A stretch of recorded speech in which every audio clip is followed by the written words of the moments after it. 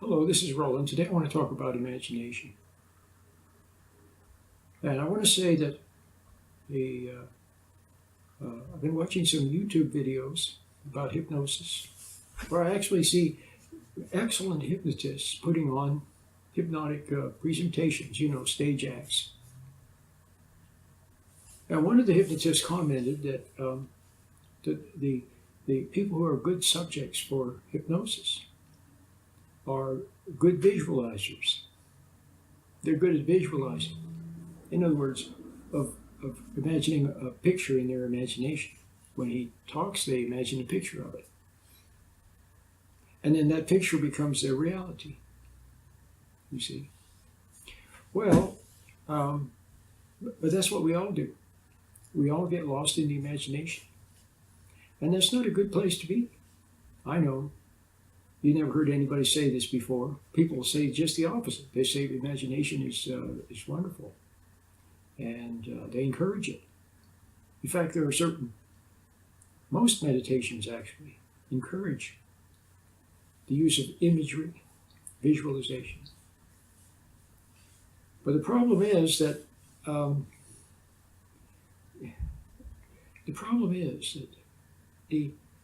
what we ultimately need, we humans, is to find our true identity and to find our spiritual roots.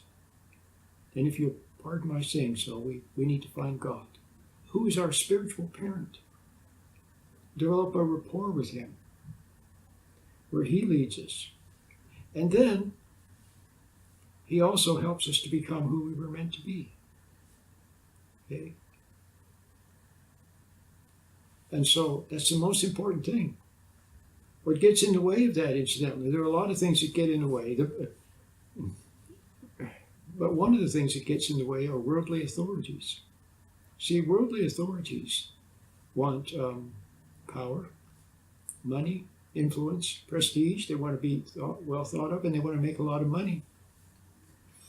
And when people are messed up and have problems and have issues, then they go to the authorities for help. See, and that gives the authorities power, and for which they get paid a lot of money. So they have a vested interest, authorities, in remaining your authorities. Okay? And they know that when you're lost in your imagination, you're controllable, manipulable. And they know that you're not at your best. Okay? Now, here's what happens. Here's what most of us do, what most people do. They go out in reality and fail. They get angry, they get upset, they do the wrong thing or see they're probably already in some level of hypnotic trance, so they come under some influence, and on some impulse or some whim, what they heard somebody say or what somebody taught them, or just what comes into it, what's suggested to them in some subtle way by other people, then they do it. And it's wrong, and the timing is wrong, and it's not them, and things get worse. So they say the wrong thing, do the wrong thing, and then what do people do? Then they escape and hide in the imagination. Because by hiding in the imagination, they can escape seeing what a failure they were in reality. Okay? Well, that's not good. And then the other thing, remember I said that we need to refine our spiritual roots, our ground of being, refine God and a rapport with Him, or find it. We've never had it. You were close to God when you were a little child, but you quickly became emotionalized and you lost what you once had. So to find that, there's a special way of finding God.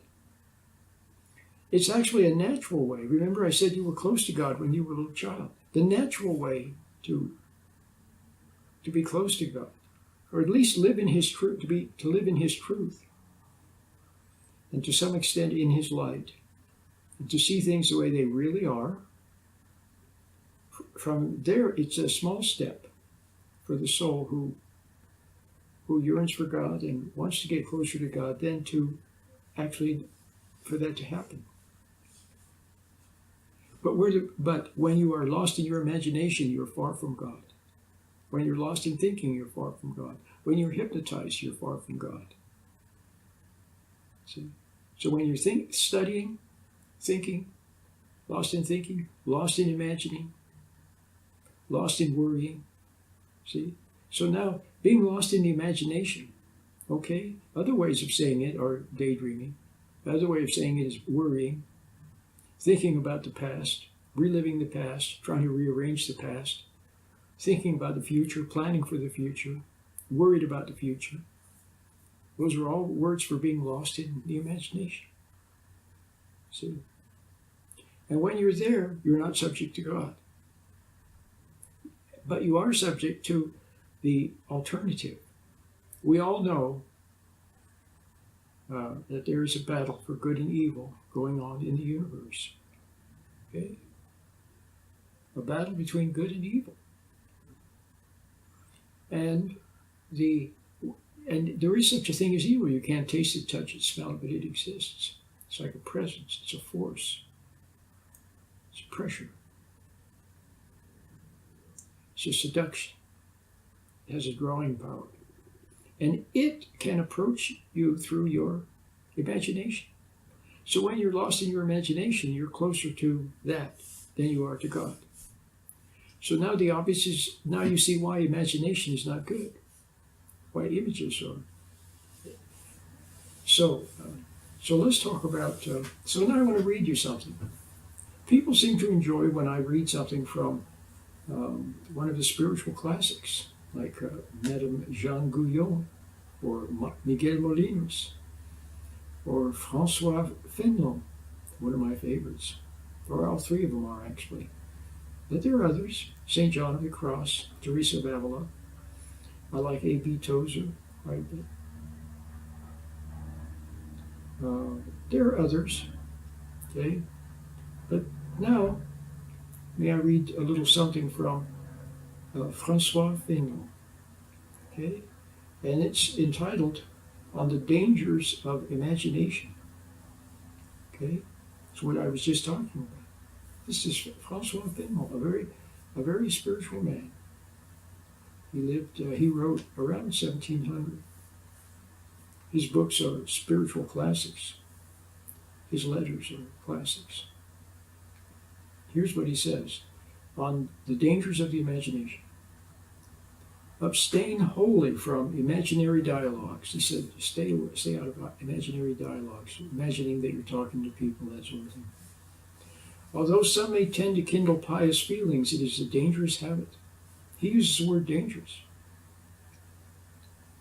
From such as these you will unconsciously pass on to others, which will foster your excitement or encourage your love of the world. Far better to suppress them all. I do not mean that you should stop them forcibly. You might as well try to stop the torrent.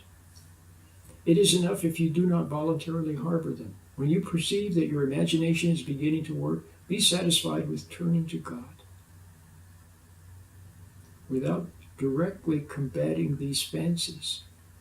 So when you notice that you're lost in thought, which is the way I put it if you get my meditation, when you notice that you're lost in thought, then as soon as you notice it, you're no longer lost in thought. Just stand back and observe the thought, okay, without struggling with it, which only gives it power. So you don't give in to it on the one hand, you don't struggle with it on the other. What do most of us do? We give in to our fantasies, we float away with them and the images. So Francois Fenelon says, first of all, don't give in to them, but don't struggle forcibly with them either. Just turn to God, okay? Without directly combating these fancies. See, they're illusions, fancies, illusions, delusions.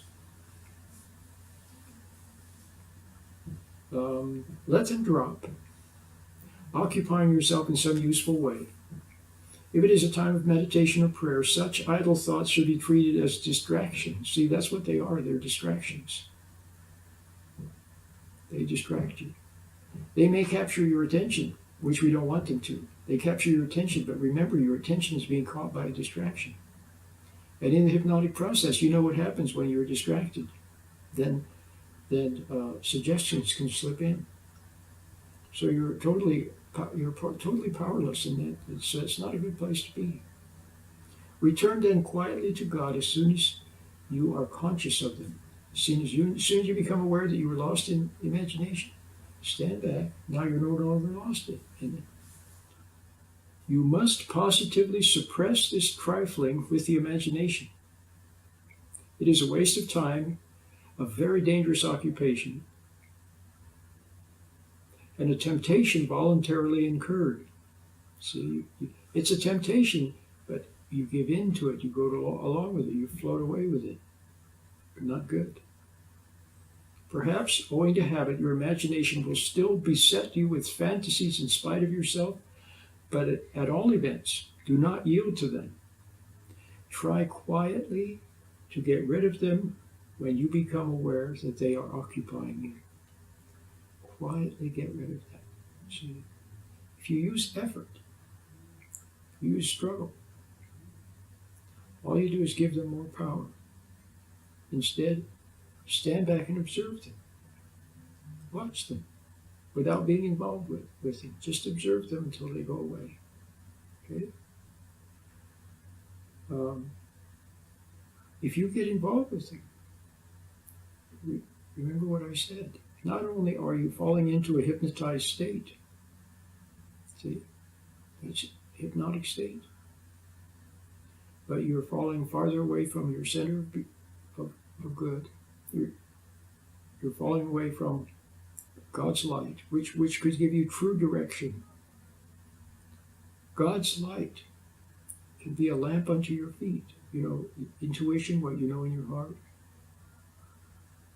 It can a subtle guide you wordlessly to safety, to happiness, to a life of fulfillment and purpose. Okay? When you fall away from that, see the subtlety of it? Falling from God can be as subtle as falling away from your true guide, your true lodestar, what you know in your heart, what you were close to when you were a little child, and from what you need to get close to if you are to find salvation, if you're to start having your life work out for you, if all of your symptoms and all of your negative thoughts and so on, if you want them to stop besetting you, and you want to begin to see why you have all these issues, okay?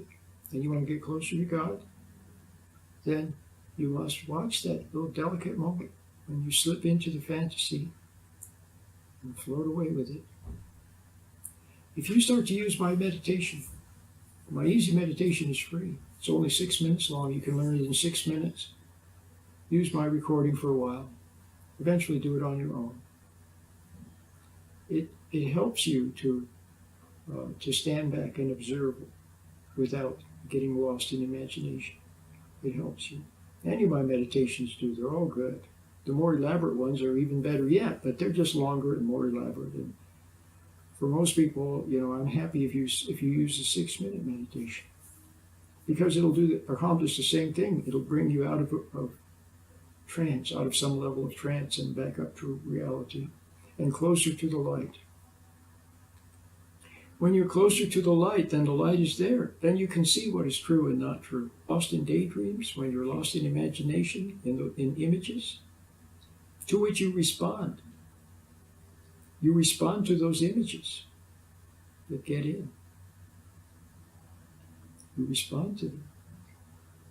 They can excite you, arouse you, even anger you. You can think about the past and relive with images what happened in the past, and become angry and upset by it, or become aroused by it.